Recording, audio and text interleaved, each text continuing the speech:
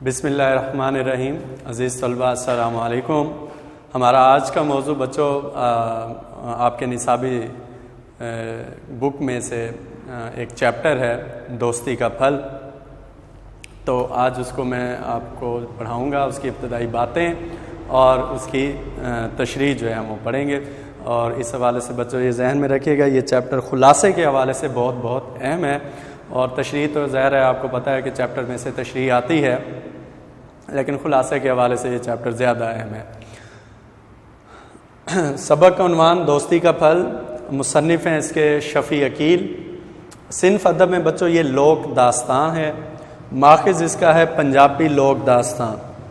بچوں یہ جو ساری چیزیں ہیں یہ آپ کو فنگر ٹپس پہ آنی چاہیے، یہ ایم سی کیوز بھی آ سکتی ہیں، یہ خلاصے میں بھی آپ نے لکھنا ہوتا ہے، اور اسی طرح یہ تشریحات میں بھی لکھتے ہیں، یعنی خلاصے میں مصنف کا نام لکھنا ہوتا ہے، تشریحات میں سبق کا نام بھی لکھنا ہوتا ہے، مصنف کا نام بھی لکھنا ہوتا ہے، اور اس کے علاوہ یہ آپ کے ایم سی کیوز میں بھی آ سکتے ہیں۔ تو یہ چیزیں بچوں آپ لوگوں کو یاد ہونی چاہیے۔ اس طرح مصنف کی تاریخ پیدائش جو ہے وہ 1930 ہے، اور تاریخ وفات جو ہے بچوں 2018 ہے۔ تو بچوں یہ چیپٹر آپ لوگ پڑھنے جا رہے ہیں، تو اس کا کیا مقصد ہے، کیوں آپ کو یہ پڑھایا جائے، کیا اس چیپٹر سے آپ کو سیکھنے کے لیے ملے گا، تو اس حوالے سے یہ چیزیں جو ہے آپ دیکھیں گے کہ کیا مقاصد ہیں اس چیپٹر کے پڑھنے کے۔ سب سے پہلے تو بچوں دوستی کا پھل جو ہے اس کا معنی اور مفہوم آنا چاہیے، یعنی پھل سے مراد یہ نہیں ہے کہ آم سیب امرود کیلا وغیرہ، پھل سے مراد بچوں یہاں پہ نتیجہ ہے، صلہ ہے، یعنی دوستی کا صلہ، دوستی کا نتیجہ، ٹھیک ہے۔ تو یہ چیز ہے، یہ نہ سمجھے گا کہ پھل سے مراد یہ کوئی کھانے والا پھل ہے، یعنی سیب کیلا امرود وغیرہ۔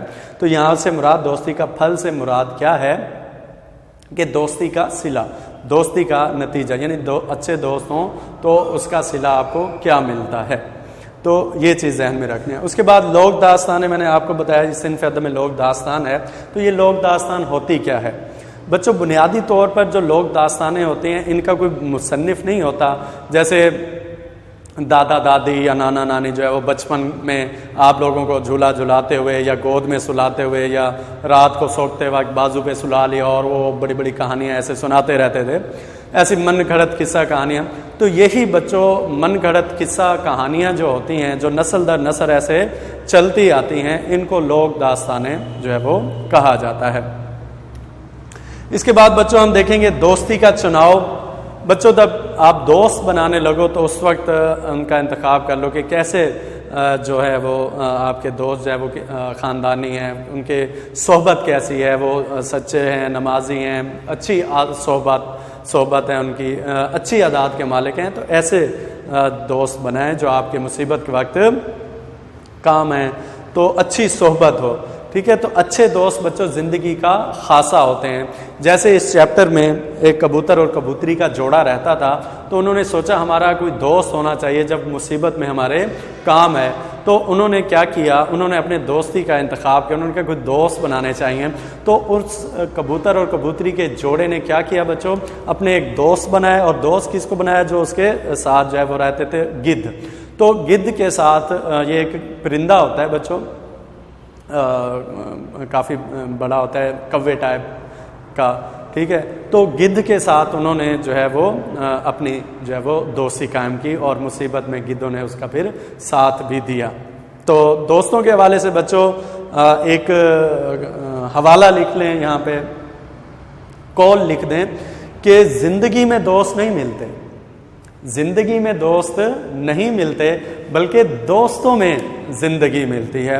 تو اس سبق میں کبوتر اور کبوتری جو ہے وہ دوستوں کا انتخاب کرتے ہیں، اس طرح وہ گدھ اور سانپ جو ہے ان کو اپنا دوست بنا لیتے ہیں، اور ان تینوں میں دوستی ہو جاتی ہے۔ یہ بورڈ کا ایم سی کیوز بھی ہے بچوں، وہ کتنوں میں دوستی ہوئی؟ تو تینوں میں ہوئی تھی، کبوتر، گدھ اور سانپ۔ اس کے بعد بچوں اپنی مدد آپ۔ بچوں اپنی مدد آپ جو ہے یہ بہت اہم بات ہے، یعنی جب بھی آپ پہ کوئی مشکل آئے تو آپ دوسروں کے پاس بھاگ پڑیں، یا دوست اس لیے بنائیں کہ مصیبت میں وہ آپ کے کام آئیں، یہ سوچ نہیں رکھنی چاہیے بچوں۔ جب بھی آپ پہ مصیبت آئے تو یہ نہیں ہے کہ دوست پہ ڈال دی جائے، ایسا ہرگز نہیں ہے۔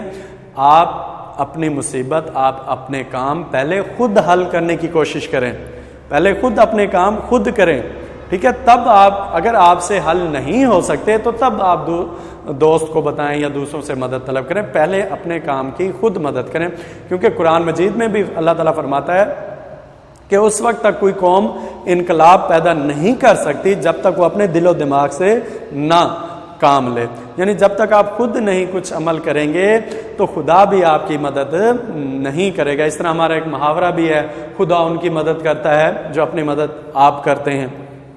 اسی حوالے سے، اس موضوع کے حوالے سے اگر آپ یہ قرآنی حوالہ لکھنا چاہیں یہ بھی لکھ سکتے ہیں، جو محاورہ میں نے بتایا وہ لکھنا چاہیں وہ بھی بچوں لکھ سکتے ہو، اور اگر آپ شعر لکھنا چاہیں اس موضوع کے اوپر، اپنی مدد آپ کے اوپر، تو یہ شعر بھی لکھ سکتے ہیں۔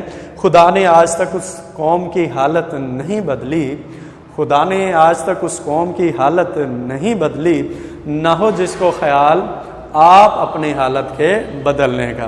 یعنی کوئی بھی مشکل آتی ہے تو یہ نہیں ہے کہ دوست کے پاس بھاگ پڑو، جی مشکل آ گئی ہے دوست کے پاس بھاگ پڑو، ایسی بات نہیں ہے۔ پہلے آپ خود اپنا کام کرو، اگر اپنا کام نہیں کر سکتے تو پھر دوست کو مدد دو، جیسا کہ اس چیپٹر میں ہے، جب کبوتر اور کبوتری مشکل میں پڑتے ہیں تو پہلے وہ اپنی مدد آپ کرتے ہیں، وہ اپنے پروں میں جو ہے وہ پانی بھر کر آتے ہیں، شکاری جو ہے ان کے گھونسلے سے انڈے اٹھانا چاہتا ہے تو اس وجہ سے وہ آگ بجھا دیتے ہیں، وہ اندھیرا ہو جاتا ہے، شکاری ان کے بچوں کے انڈے نہیں اٹھا سکتا۔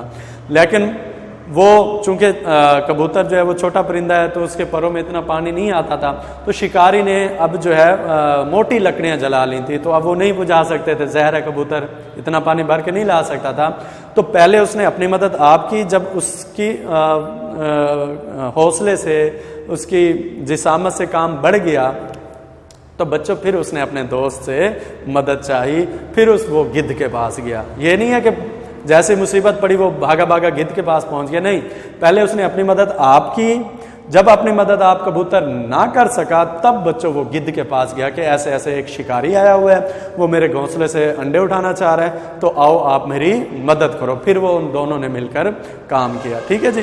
تو بچوں پہلے اپنی مدد آپ کرنی چاہیے، پھر دوستوں سے مدد لینی چاہیے۔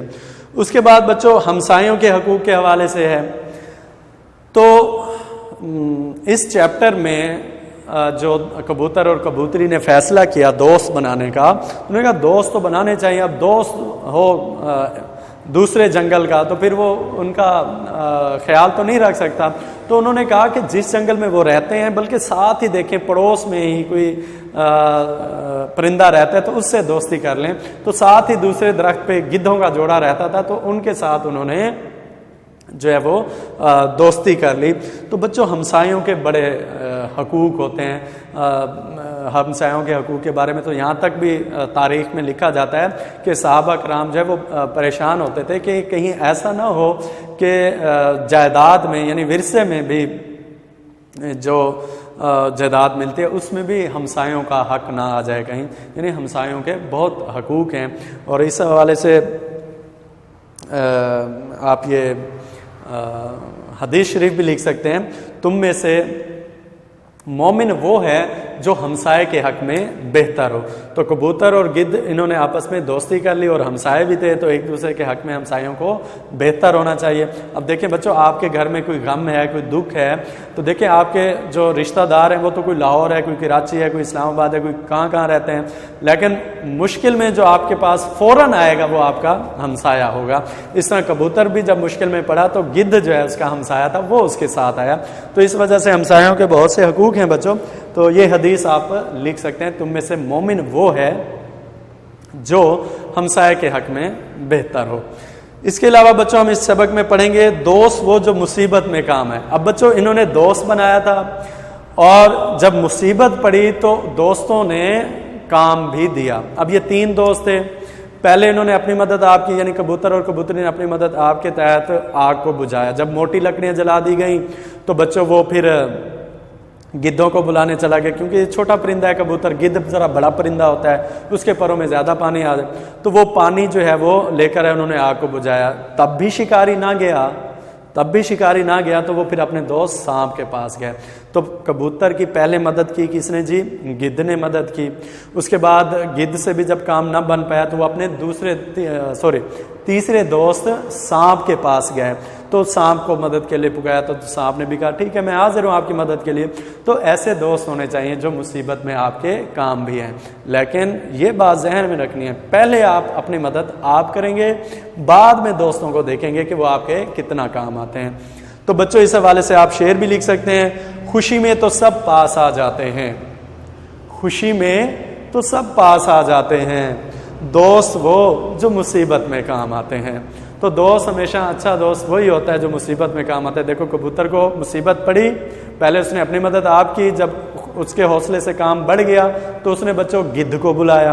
جب گدھ سے بھی کام نہ بن پنا تو پھر وہ سانپ کے پاس گیا. تو اس طرح تینوں نے مل کر کبوتر کا جو مسئلہ تھا، جو مصیبت تھی، اس کا حل کیا.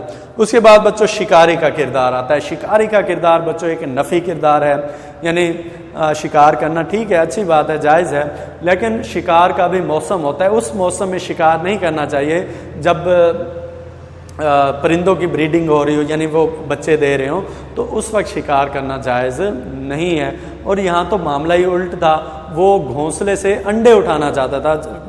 ظاہر ہے اس کو اب شکار کوئی نہ ملا، انہوں نے کہا چلو لگے ہاتھوں آیا تو ویسے ہی ہیں، چلو یہ انڈے ہی لیتا جاؤں.